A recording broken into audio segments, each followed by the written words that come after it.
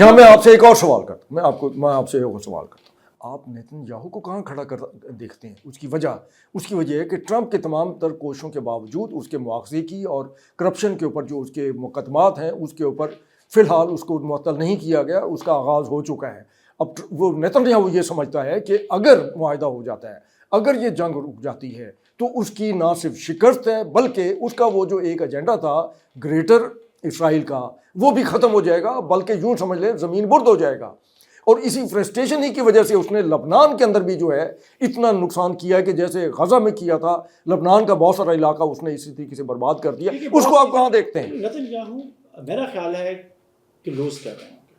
دیکھیں سب سے پہلی لوز یہ وہ کریں کہ امریکہ کی جو آؤٹ رائٹلی سپورٹ تھی نا اسرائیل کو، وہ اب پہلی دفعہ میں یہ دیکھ رہا ہوں کہ اس کی مرضی کے بغیر یہ مذاکرات ہو رہے ہیں، امریکہ کا دباؤ ہے اس پر، اور وہ اس میں مداخلت اس کو خراب کرنے کی تو اس نے کوشش کی ہے، لیکن اس نے اس کو اب وہ امریکی قیادت پر مزید دباؤ نہیں ڈال سکتا۔ خود امریکہ کے اندر جو پریشر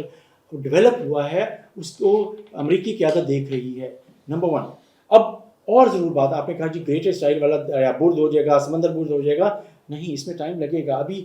ترکی نے آپ کو پتہ ہے کہ ایک اپنی ریزرویشن کا اظہار کیا، اس نے کہا کہ سائپرس کے ساتھ مل کر اور ایک اور ملک کے ساتھ مل کر اسرائیل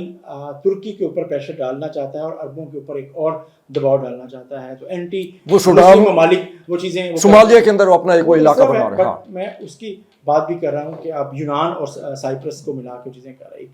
تو اگر آپ اس کو بات کر رہے ہیں تو یقینی طور پہ وہ نئی چیزیں بنیں گی، نئی الائنمنٹس ہوں گی،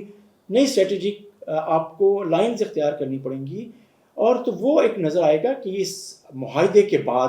اس علاقے خطے کی نئی الائنمنٹس کیا ہوں گی، یہ بڑا اہم ہوگا۔ لیکن نئی الائنمنٹ ہونی ہے، ہو رہی ہیں، ہونا شروع ہو گئی ہیں، اور فیوچر میں اسرائیل کا وہ جو ایک ہوا تھا نا امریکہ اور اسرائیل کا، وہ تو ختم ہو گیا، وہ ہوا ختم ہو گیا معاہدے کے بعد ختم ہو جائے گا۔ وہ تو جنگ کی حالت میں ہی ختم ہو گیا نا، وہ تو جنگ کی حالت میں ہی اسرائیل اور امریکہ دونوں کو سمجھ آ گئی ہے کہ وہ اس کے پاس جو اسلحے کی یا جنگی مشینری یا جو مائٹ تھی وہ تو بالکل ناکام ثابت ہوئی ہے۔